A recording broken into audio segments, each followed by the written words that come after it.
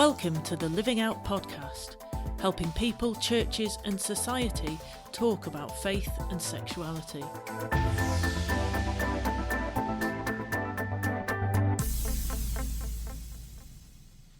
Hello and welcome to the very first episode of the Living Out podcast, the show that explores faith and sexuality, drawing on personal experience. My name's Anne Whitton and I'm joined as always by Ed Shaw. How are you, Ed? I am fine. I'm getting used to these very nice new red, what do they call them? Earphones that I've got specially for podcasting. And they're slightly tight, but I think I'll be okay. Tell you what, you look amazing. Thank you. I was just angling for that. So.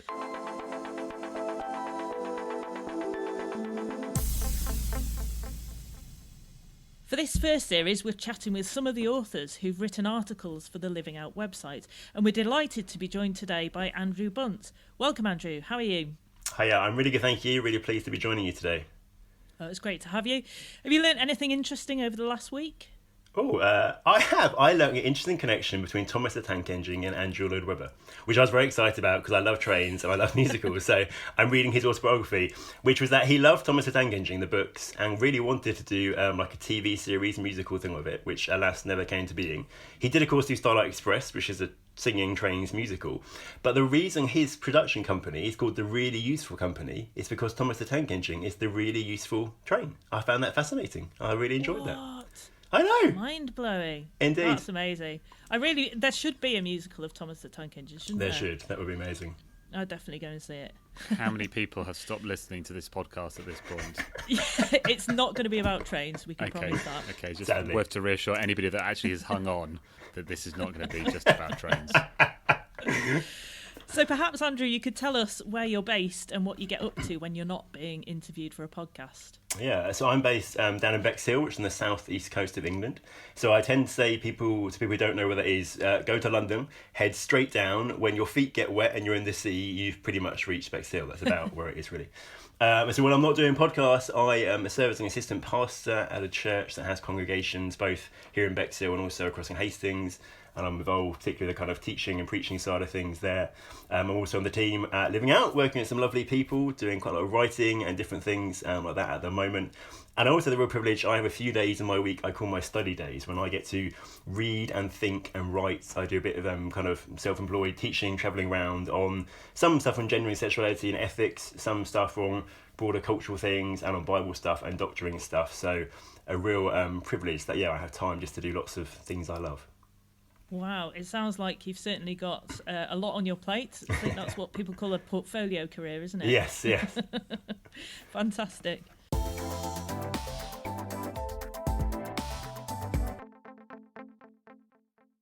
Andrew, tell us, first of all, what year were you born in? 1991, the end of. 1991. Anne's face was a picture there. Well, I was going to say, I'm trying to think of something significant. What's significant? What was significant that happened in 1991? I was born. We just said that. I mean, apart from that. Oh. Was that the year that Everything I Do It For You was number one for ever? I don't know. Well, you don't know because you were 0. Okay, sorry. It was the year before a general election. That's how I do my years. I really like this. I do my years with music and Ed does his years with what was happening politically. Yeah, okay. So you were born in 1991. Whereabouts in the country? I was. Just up the road from here in Hastings, so just along the coast. Okay. And you grew up. You're now an adult. Tell us about your early life, and in particular, when you realised you were same-sex attracted. So I grew up. I was really fortunate to grow up in a Christian family. My parents were and still are actually part of the church that I now serve as an assistant pastor, which is lovely. And I think my upbringing maybe was very similar to lots of church kids, in the sense that I made several commitments to Jesus growing up. Someone really helpfully helped me to understand that a few years ago. They said a child can only give as much of themselves as they know to Jesus. And so as a child grows and knows more of themselves, they kind of commit themselves to Jesus again, because they know more of themselves. I found that so helpful. So I made an initial kind of first commitment to Jesus around 4 or 5, I think, and I have a vague memory of that. But then I distinctly remember responding to the gospel age about 9 at a big Bible camp thing called Stoneleigh. And I kind of look at my early life and my life with Jesus and think I really loved Jesus and I responded to the gospel. I think I was born again, but I didn't really realise that meant I could come and have a personal relationship with Jesus and actually day by day we could live together. And it wasn't until I guess my early into mid-teens that became a reality. So as a side note, I kind of carry this kind of burden of helping young people not just respond to the gospel, but also actually kind of enjoy life with Jesus. And I think as I kind of grew up and I just kind of looked down the timeline of my life, I thought about how things would be, and I thought that the really obvious thing was that in my kind of early 20s, I'd meet a nice lady, I would get married, I'd get a decent job, we'd settle down together, and we'd have some kids. That just seemed to be so much the obvious good Christian thing. It's what I saw pretty much everyone around me doing. It's what people seemed to imply was right through conversation. Even from the pulpit, it kind of seemed to be the good Christian thing we were being told to do. So I just thought that would be what would happen. Until I reached my early teen years and I began to realise that I seem to be attracted to guys rather than to girls. I'm same-sex attracted or I'm gay. And actually when I first realised that, it wasn't, in a sense, it didn't become a big issue to me. I think many people who have grown up in a Christian context and then realise they're same-sex attracted can kind of find that a big battle right there and freak out a bit. Really, it wasn't until I first shared my story with someone at age probably 15 maybe, I think. I remember going to school the next day and suddenly for the first time kind of freaking out, oh, wait a minute, I love Jesus, I want to follow him, but I'm attracted to guys. How do those things even go together? And so it was a number of years actually of kind of experiencing same-sex attraction before I even realised it's something I would need to think about in relation to my faith. So you basically, age so 14, 15, you were able to talk to somebody else about your sexuality. Yeah, it wasn't planned in the slightest. I was being kind of discipled, I guess, mentored by a guy a number of years older than me. And he was helping me work through some stuff, especially around kind of sexual temptation, actually, and porn and stuff. And one day he was, I think, soon kind of getting ready to leave. And he just said to me, is there anything else you want to tell me or want to talk about?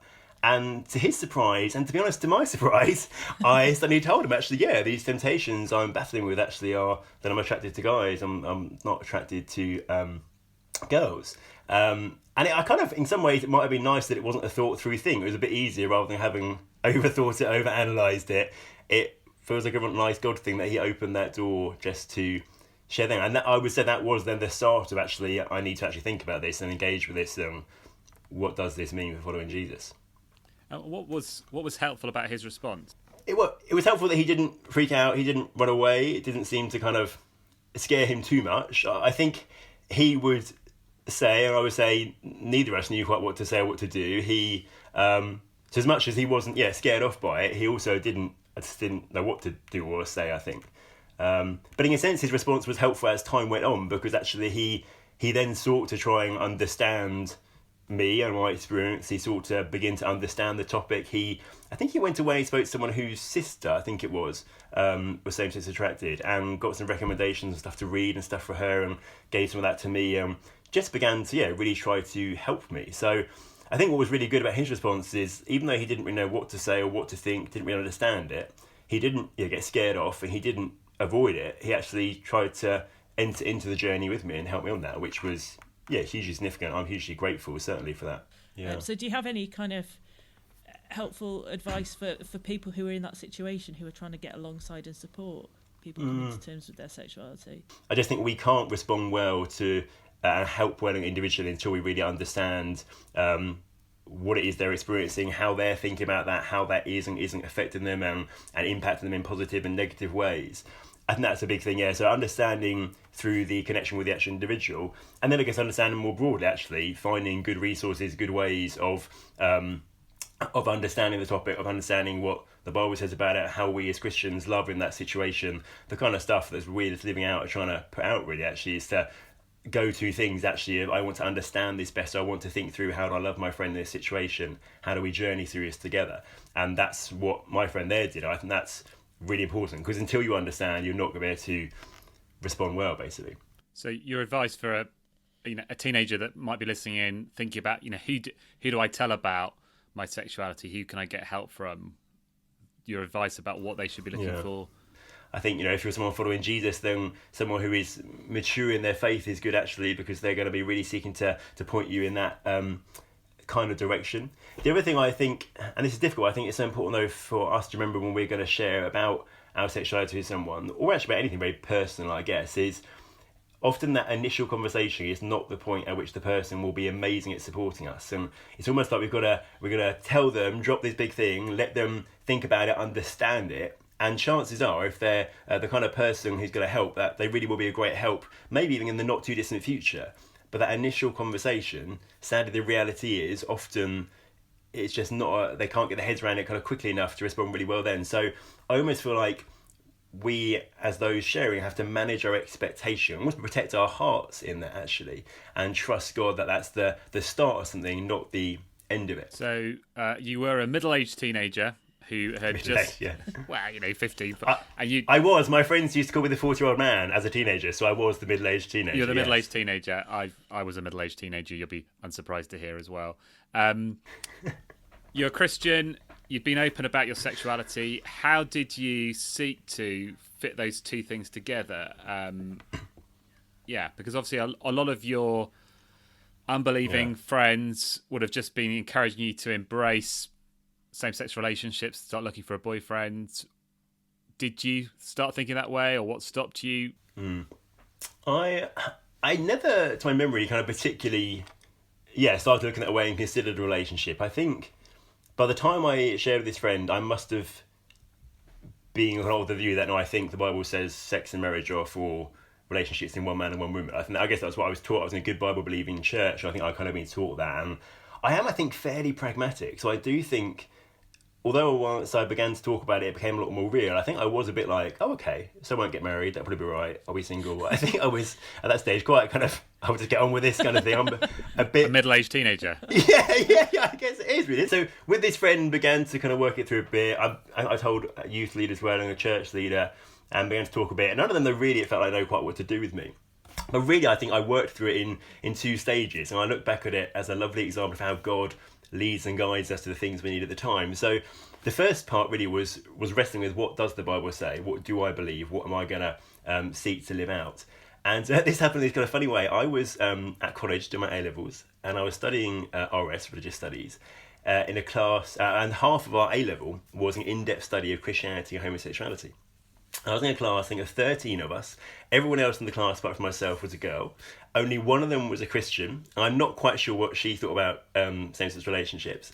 And the teacher was this really, really lovely guy who'd been planning to go into the Catholic priesthood, but because he was gay and didn't feel he could kind of live by the church's teaching, he didn't and became a teacher instead.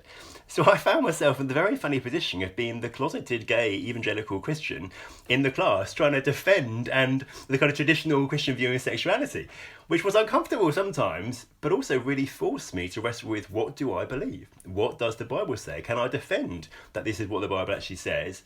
And to really, kind of come to that conclusion. And a particularly helpful part of that is we were all given a book to review over Easter. The teacher kind of chose a different book for each of us.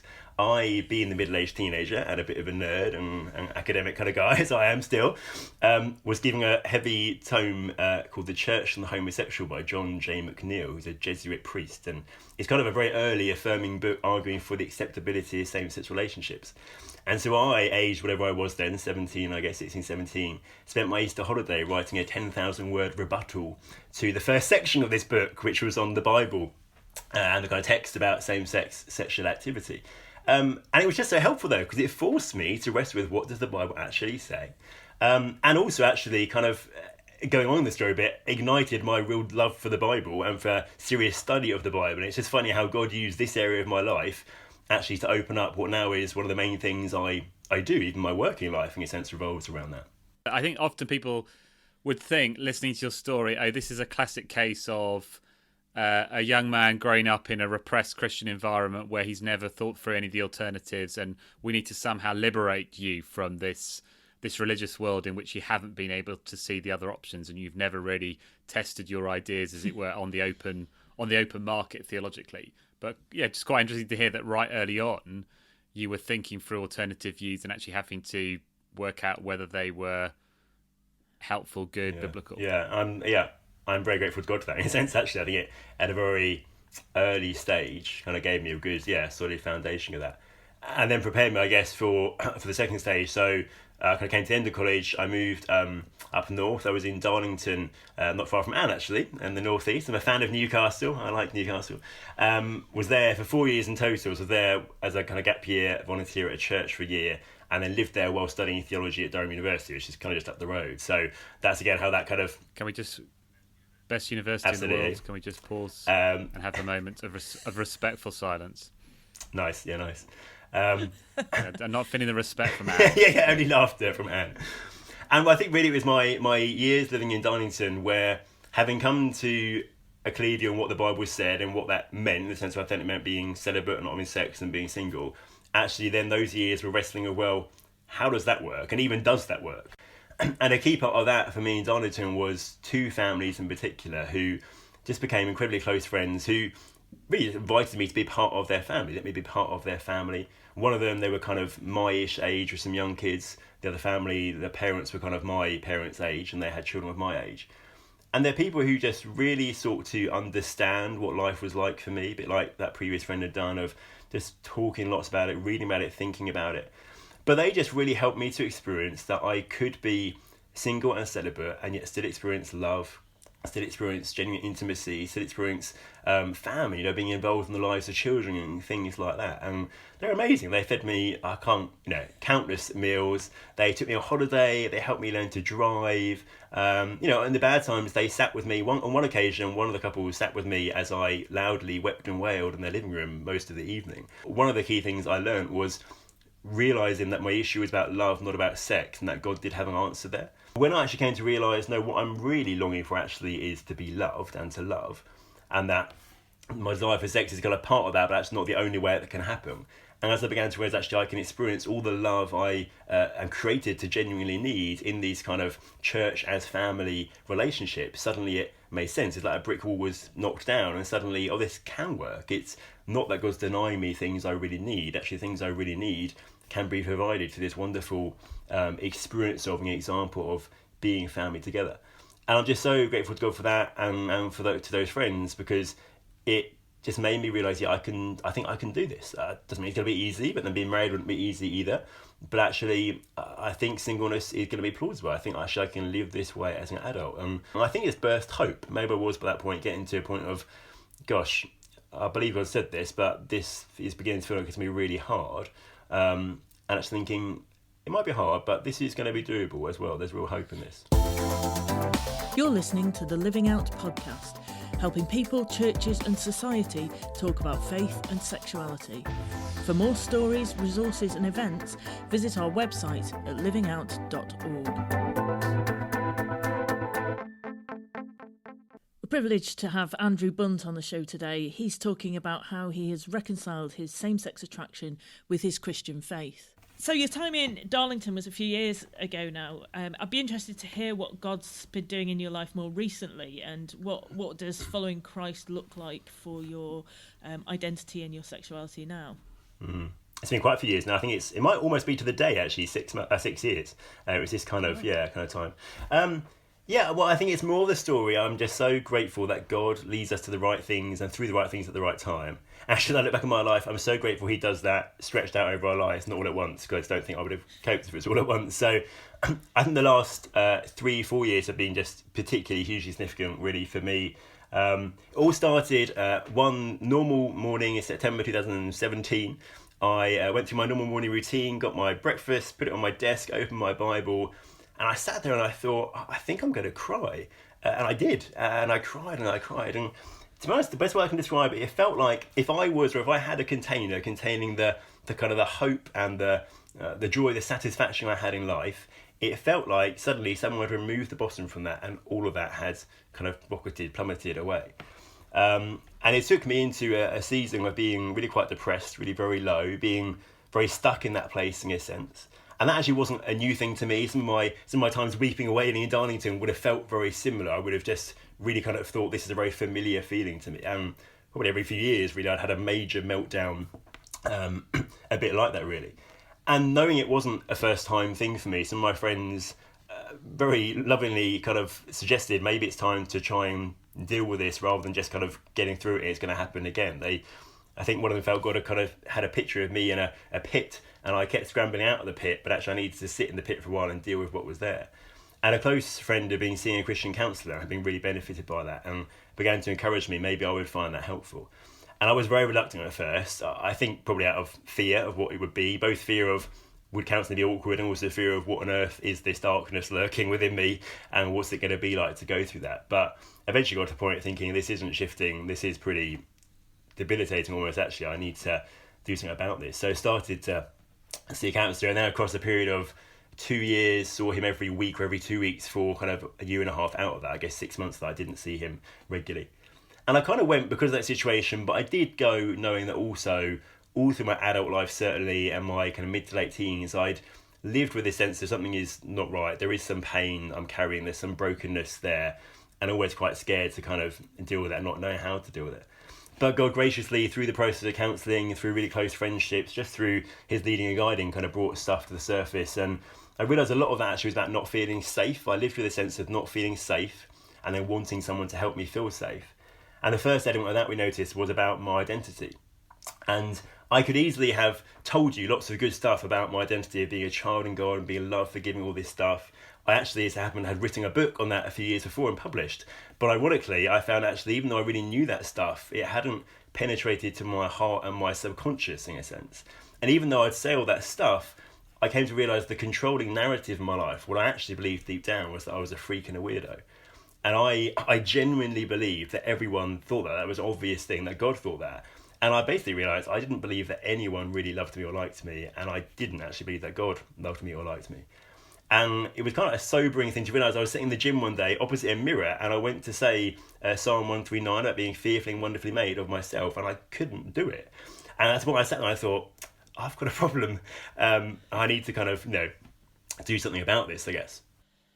Wow, that's an amazing revelation to and a place to have come to. So how did you sort of match up theologically what you knew was true with how you felt about yourself? Have you managed to kind of get that truth to sink down into your heart in a more real way? Yeah, well, that's exactly what I needed to do. Yeah, these lies had lodged deep in my heart, and I needed the truth to replace them. So one thing I did, I had this A4 sheet of 2 columns of Bible verses about what is actually true of me, what God says of me. And I would just read them. I'd had them, on my shower in the bathroom, by my bed, and my desk at work. And just every now and then I'd read one, I'd think about it, I'd be praying with it, meditating on it. And they were kind of verses which, when I first was reading them, I genuinely didn't believe them. My friend kept quoting Zephaniah 3 to me, about God rejoicing over us, singing songs over us. I just didn't believe it. But I kept saying it, I kept meditating, I kept praying it. And it's like gradually it kind of chipped away at the lie and made a difference. My friends definitely had a big role actually in communicating the truth of God to me, helping me experience. I think often actually the people God puts around us help us experience the truth, help us experience his love. Gradually, as I worked through my friends and my counsellor, worked through what are the things that do make me feel uncomfortable, realising I had quite a big issue with masculinity, not feeling like a real man. Why do I feel that? Just kind of talking around a lot of it, realising what was happening subconsciously I wasn't even aware of. And gradually, the goodness of God, the truth of God begins to take a hold and make a difference, and it really did. I think it's a journey I'm still on, but a hugely radically different place to where I would have been at the start of that, certainly. That's fantastic to hear. And it's interesting that there are 2 sort of elements of that journey. There's affirming that what's true about you in Christ, but it's also identifying some of the things that aren't true and trying to replace those. I'm interested in the whole kind of area of sexuality, because you've written a very interesting article called Am I Just My Sexuality? I wondered if you could unpack that a little bit more, and how would you answer that question now? Yeah, because I think my experience of maybe realised how utterly essential identity is to our well-being, the way we live our lives, and to Christian thriving particularly. And I think in a sense what I was experiencing there is quite different to sometimes how identity comes into sexuality conversations. In a funny way, my identity was never really, my sexuality was never really the big issue in my identity stuff. But certainly it's got me thinking a lot about identity, how identity works, the fact that subconsciously I was able to have this controlling identity which wasn't anything like what I would have told you of who I am. And various things helped me. There was a Living Out conference I came along to where Tim Keller spoke some stuff on identity, which has generally been the most helpful teaching probably I've heard on anything much in years and years, and now comes through almost everything I think I teach or write, which is about realising some of us have identities externally based on what we think other people think. That's what I had. I thought other people thought I was a freak and a weirdo, but that really doesn't work as identity. But some of us make identities internally, and this is what we particularly see now with sexuality, also with gender. We're told that these feelings, desires we have inside are who we are. And we're told that's because who we are, we need to embrace them and act on them to find true life, because true fullness of life comes from embracing who you really are. The problem is that doesn't work with desires and feelings because they change. They're not a stable basis for identity. They conflict. What if you want two things but you can't have both of them? Which one do you follow to find the real you act in it? And of course the big problem is we all know, if we're honest, there are some desires in our hearts which we wouldn't say are us. They're not good. We wouldn't say is a reason to act upon them. And so actually none of us really believe the thing. We just kind of cherry pick what fits with what our culture says. And I think the answer, the freedom we can enter into is Christian identity. I think that's where it overlaps with what I've experienced actually. We probably all need to be much more proactive about experiencing Christian identity. In fact, it's radically different because it is on a solid, stable basis. It's all based on what God has done for us in his Son, not what we do. It doesn't matter what other people think, doesn't matter what we feel. Actually, what matters is what he says about us, and that's never going to change because it's based on what how he feels about Jesus, what he has done for us. So I just think it's a different experience of identity kind of troubles in a sense from my own, but it's just God's taught me so much through that actually, and I think it's one of the vital things, and it helps me because day by day the culture is constantly telling me my sexuality is who I am, and I won't ever feel fulfilled if I don't act on that. But actually I know the truth is who I am is a child of God. And so true life comes from living out that identity, which includes in my sexuality and faithfulness to God's creational plan and what he says about that, not actually through acting on those desires, those feelings. That's brilliant. I'm interested to learn as well how your kind of explorations and your growth in the area of identity has played out in your relationships and your friendships with others. Have you seen it change the way that you relate with other people? Yeah, my subconscious and partly conscious, to be honest, belief really was that one day God would provide a guy who literally would basically put an arm around me, take the pain away, and make me know everything was okay. And that wasn't actually particularly a kind of boyfriend-husband kind of thing. It was much more familial, I guess. It was more a fatherly, brotherly, or just kind of a best mate kind of thing. And shortly before kind of that meltdown and starting counselling, I had been through some very difficult stuff, some deaths in my family and stuff, and a friend had really supported me through that. But almost without realising, I had become very attached to him, and really he, in my heart, in my subconscious, had become that person who would put his arm around me and all the pain I'd lived with for many years would kind of go away. And I became very emotionally dependent, we might call it, on him. My emotions literally were wildly dictated by how we did and didn't react and how that kind of went. And so for me, one of the journeys in counselling really was coming to realise that the way for me to get that safety I wanted wasn't to have a guy like that who would affirm I wasn't a freak and a weirdo and all that stuff, would put his arm around me, who would literally hold me. I really wanted to be treated like a little child would want to be treated when they're upset. Was to learn that wasn't the case, but that God was the one who could do that. And frankly, it was a horrific thing to go through. It was incredibly painful. It took a long time. I literally had to go through the grief process because actually in my heart, I really believed that I had this relationship with this person. Even though it was all imaginary in a sense, it was a very idealised version of them. But I literally went through the process of coming to terms with the fact that that person, that relationship wasn't there, periods of denial, periods of anger, periods of deep, deep depression. But it was all this slow journey actually of replacing that, which frankly was an idol because I was looking for a person to do what only God could do, and allowing actually God to come in and meet my needs. And where there was this brokenness and this longing to be safe and everything in my heart, actually I needed to look to God for that rather than to a person.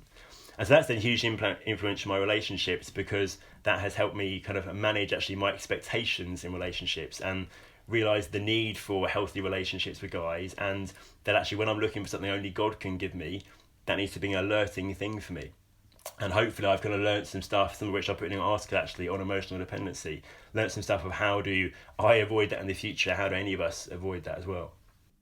Is this a fair summary of your story, Andy, that young Christian guy struggling with sexuality goes to a Christian counsellor and discovers that the real issue he needs to talk through, is his identity, not his sexuality, and you come out of Christian counselling not with your sexuality changed in any way, but with a much firmer, surer foundation in an identity in Christ. That is exactly it. Yeah, we, across 2 years of counselling, we barely ever spoke about sexuality. It just wasn't a particularly relevant issue. I remember my first session, when he realised I wasn't coming to him saying, please solve my sexuality, I was saying, please help me work through the brokenness in my heart. I remember the sense of relief on his face, actually. And you weren't trying to go and get your sexuality changed. No. You were just trying to...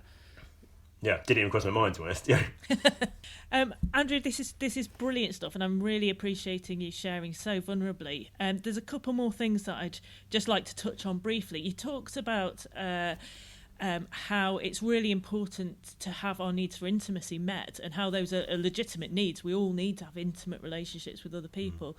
What do you think the church can do to be better at facilitating that, to be better at nurturing friendships and community?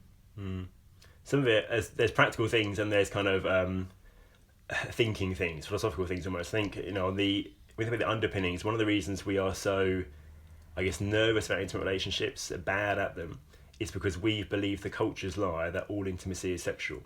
Our culture can't conceive of intimacy which isn't sexual. That's why things like bromance movies work. The humour is there. Can these two guys really be this close and they're not be something romantic and sexual? If we didn't believe that intimacy always means sex, we wouldn't find that amusing. It just wouldn't kind of work. And the reality is we've often, as Christians, I think, kind of believed that. And that's why then we've maybe overplayed the marriage card, because we all need intimacy. So obviously we all need kind of marriage and stuff. So some of it is just really tackling that, and tackling, well, frankly, can be a fear. People are fearful of intimate friendship. Even though biblically speaking, actually, you get pictures of incredibly intimate friendships. You get teaching about friendship, which assumes they will be very intimate. So there's the kind of the underpinnings, the thinking there, and then the really kind of practical things. I think intimacy takes time.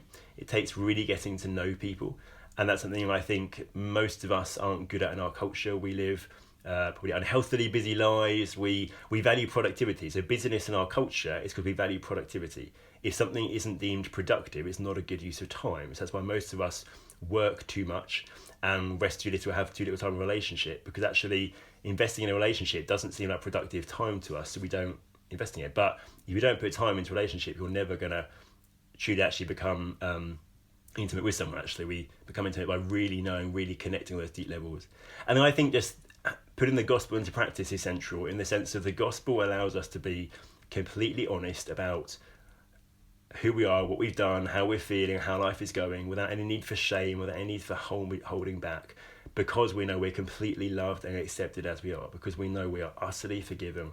We're being transformed day by day to be conformed to the image of Christ, and that gives us the freedom to be really honest. So we should be able to foster greater intimacy than anyone else, in a sense, because actually we can truly talk about what's going on without any need for shame or kind of reticence about that, because the gospel gives us the freedom to do so. So that's almost both a thinking and a practice one. Actually, the thinking just becomes directly tied to the practice. And so I almost deliberately overshare with my friends, because that fosters intimacy between us.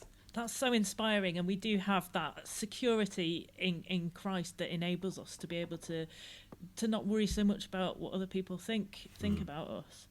One final question, just a couple of sentences maybe to inspire us and to leave us with. You've been a young chap struggling with same-sex attraction and faith and how that all relates together.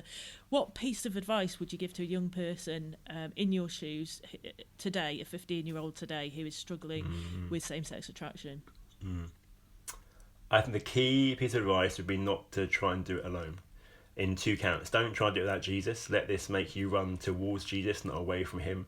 Take it to him, be honest with him, journey it with him, not trying to sort it out and then come to him.